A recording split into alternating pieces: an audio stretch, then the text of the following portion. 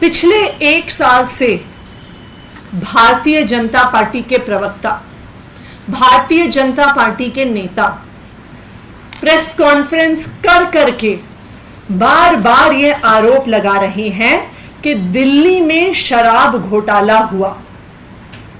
जो भारतीय जनता पार्टी के प्रवक्ता प्रेस कॉन्फ्रेंस कई महीनों तक लगातार करते रहे, वही प्रेस कॉन्फ्रेंसेस के आरोप उसके बाद सीबीआई और ईडी की चार्जशीट में आ गए। 6 महीने से ज्यादा से सीबीआई और ईडी जांच कर रहे हैं। उन्होंने कुल मिलाकर 500 से ज्यादा अफसर इस तथाकथित शराब घोटाले की जांच में लगाए हैं। तो क्या है ये तथाकथित शराब घोटाला? इस तथाकथित शराब घोटाले में मुख्य रूप से 2 आरोप हैं। पहला आरोप है कि नई शराब नीति बनाने के एवज में शराब कारोबारियों से 100 करोड़ रुपए की रिश्वत या किकबैक लिए गए। यह पहला आरोप है जो भारतीय जनता पार्टी लगाती है और उनके बाद सीबीआई और ईडी ने लगाया है। दूसरा आरोप यह है कि ये 100 करोड़ रुपए जो शराब कारोबारियों से लिए गए, उनको आम आदमी पार्टी ने गोवा के चुनाव में लगाया, गोवा के चुनाव में खर्च किया। ये आरोप पिछले एक साल से बार बार भारतीय जनता पार्टी के अलग अलग नेता, अलग अलग प्रवक्ता प्रेस कॉन्फ्रेंस करके सुना रहे हैं। लेकिन कल राउज एवेन्यू कोर्ट ने एक फैसला दिया। 2 लोग जो इस केस में अरेस्टेड थे, राजेश जोशी और गौतम मल्होत्रा, उनको कल राउज एवेन्यू कोर्ट ने जमानत दी और एक 85 पेज का ऑर्डर कल राउज एवेन्यू कोर्ट ने दिया है। दोनों का नाम बताइए। ये जो ऑर्डर कल राउज एवेन्यू कोर्ट ने दिया है, मैं चाहूंगी कि भारतीय जनता पार्टी इस ऑर्डर को पढ़े।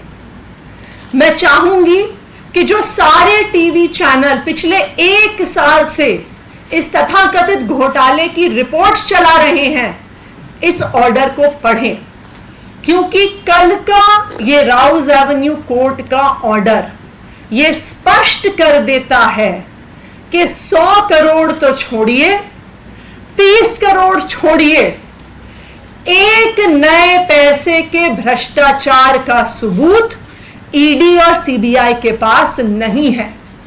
बार बार इस 86 पेज के ऑर्डर में जज सिर्फ एक बात दोहरा रहे हैं कि कोई भी सबूत ईडी ने सामने नहीं रखा है। तो जो पहला एक्यूजेशन है, जो पहला आरोप है कि 100 करोड़ का घोटाला हुआ, 100 करोड़ की रिश्वत किकबैक के तौर पर शराब कारोबारियों द्वारा आम आदमी पार्टी को, दिल्ली सरकार को दी गई। इस किकबैक देने में एक शराब कारोबारी गौतम मल्होत्रा जी भी शामिल थे, ऐसा भारतीय जनता पार्टी भी कहती थी, ऐसा सीबीआई भी कह रही थी, ऐसा ईडी भी कह रही थी। लेकिन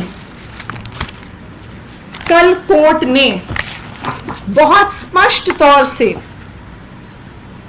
पैरा 74 में अपने ऑर्डर में कहा है, there is no specific evidence showing any such cash payment towards payment of bribe or repayment of kickbacks.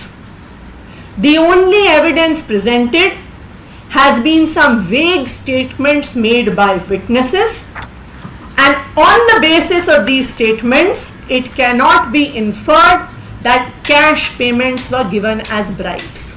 So court ये स्पष्ट तौर से कहता है कि रिश्वत देने का, एक नए पैसे की भी रिश्वत देने का कोई भी सबूत कोर्ट के सामने नहीं रखा गया है।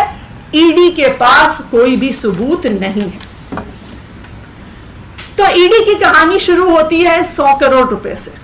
हालांकि ये 100 करोड़ रुपए का जो अमाउंट है ये कहां से आया ये बिल्कुल भी स्पष्ट नहीं है, क्योंकि ईडी खुद अपनी चार्जशीट में सिर्फ 30 करोड़ रुपए के अमाउंट की बात करता है।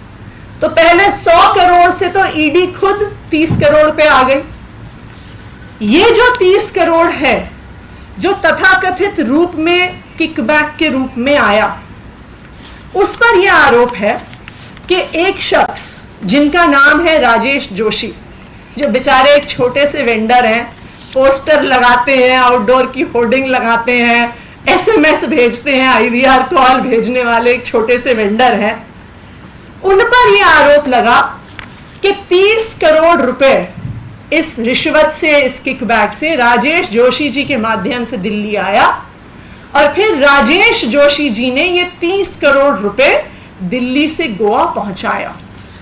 तो अब हम 30 करोड़ पे आ गए हैं।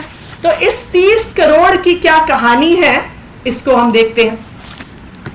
पैरा 44 में इस 30 करोड़ रुपए के बारे में कोर्ट ये कहता है, there is no independent evidence collected by the investigating agency to substantiate or corroborate this fact।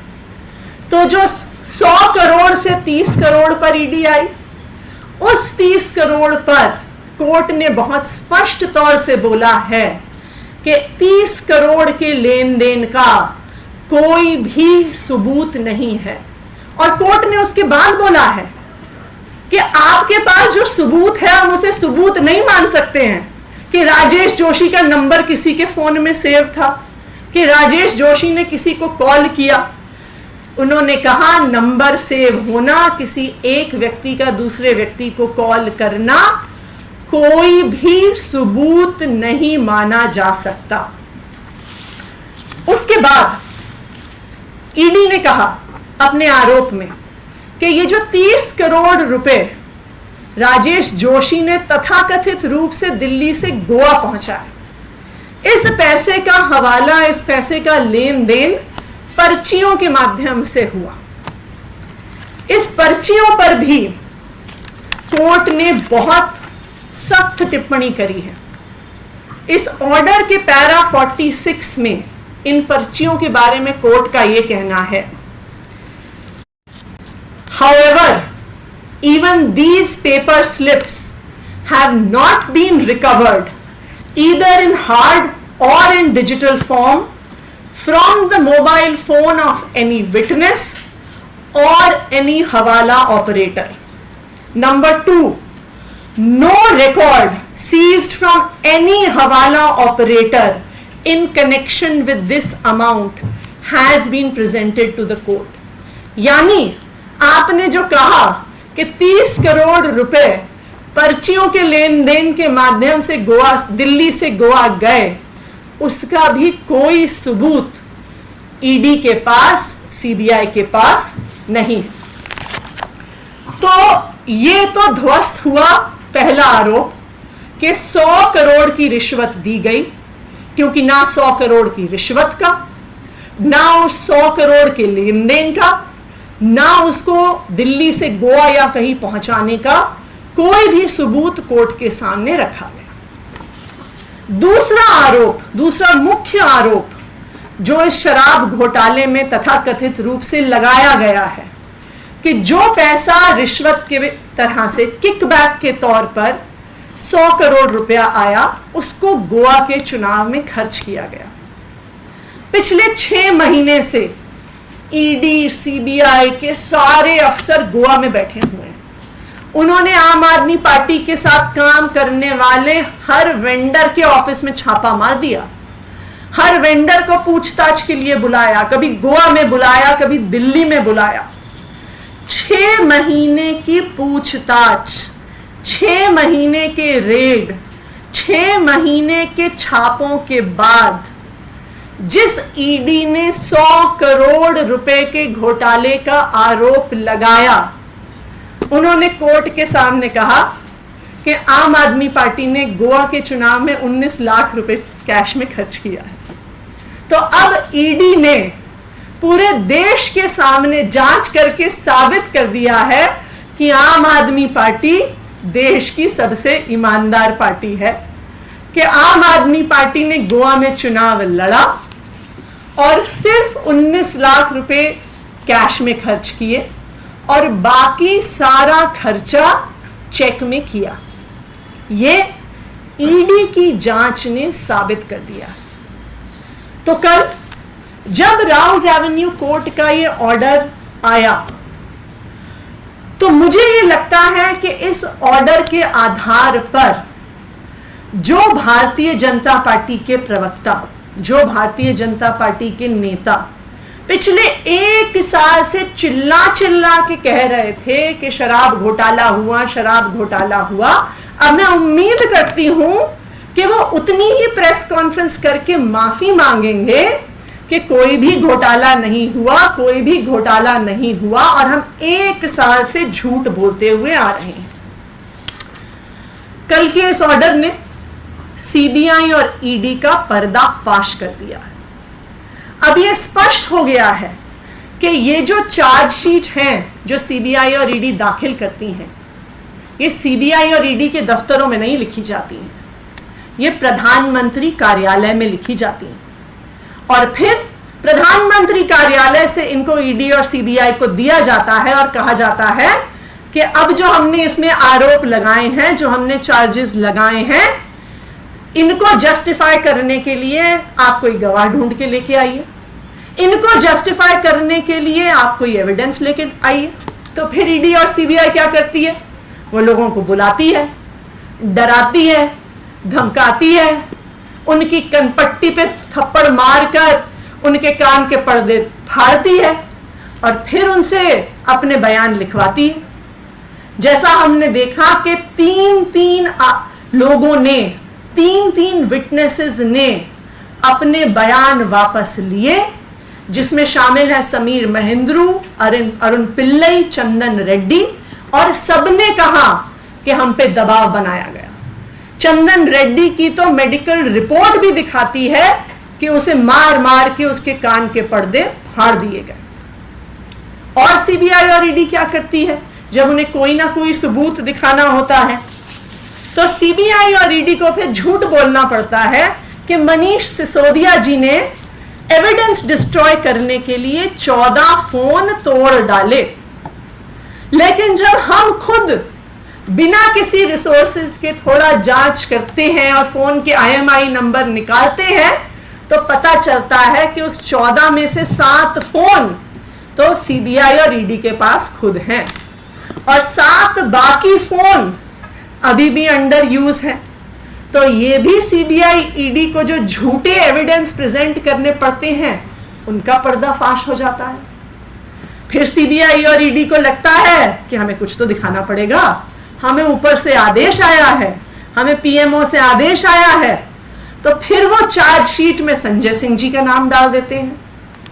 लेकिन जब संजय सिंह जी उन्हें लीगल नोटिस भेजते हैं तो फिर ईडी को माफी मांगनी पड़ती है और कहना पड़ता है कि जी हमसे गलती हो गई, हमने गलती से संजय सिंह जी का नाम डाल दिया। तो कुल मिलाकर एक चीज अब देश के सामने आ गई है कि जो कुछ भी शराब घोटाले के नाम पर बताया जा रहा है ये सरासर झूठ है, बेबुनियाद है, बिना किसी सबूत के है। कोई भी ऐसा घोटाला नहीं हुआ है। और अब कोर्ट की ऐसी टिप्पणी के बाद जहां पर कोर्ट अपने आदेश में यह कहता है कि किसी भी आरोप के लिए there is absence of any satisfactory corroborative material and there are contradictions and deficiencies in the statements that are being made by the enforcement directorate।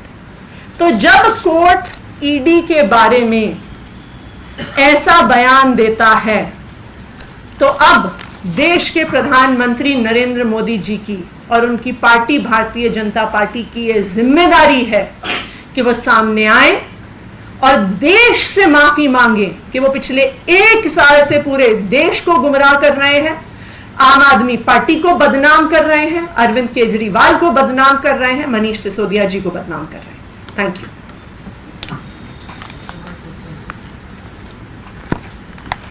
Ashish ji, अब लग रहा है कि चूंकि 2 आरोपियों को इसमें जमानत मिल गई है, जी। तो चूंकि अभी अगली तारीख से सुनवाई होगी, क्या इसको भी आधार बना करके आप आर्ग्यू करेंगे खासकर मनीष सिसोदिया की जमानत के लिए आप हाईकोर्ट में?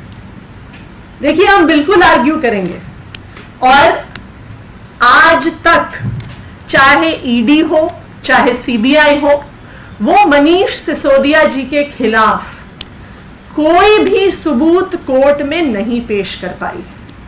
लेकिन सीबीआई और ईडी को पीएमओ से आदेश आता है, उस आदेश के आधार पर उन्हें चार्जशीट दायर करनी होती है, उस आदेश के आधार पर उनको कोर्ट में खड़े होकर डिफेंड करना पड़ता है। ये सीबीआई और ईडी की मजबूरी है।